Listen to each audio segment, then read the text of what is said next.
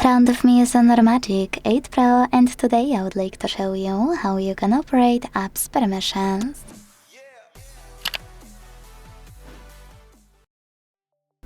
Start by opening Settings and scrolling to click on this section called Security and Privacy. Then scroll again to hit Privacy Controls. Now tap on Permission Manager at the top and click on any of those sections you wanna manage. I will go with Camera. Now it's time to select an app under one of those sections.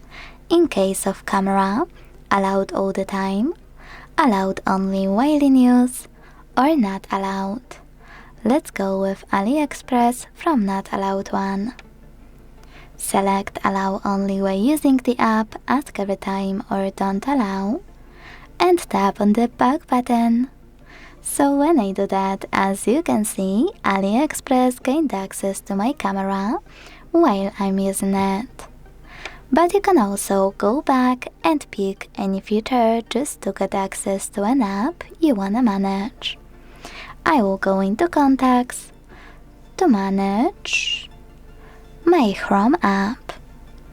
Now instead of selecting those options, click on tiny text at the bottom. See all permissions. Then manage all of those for chosen app the same way.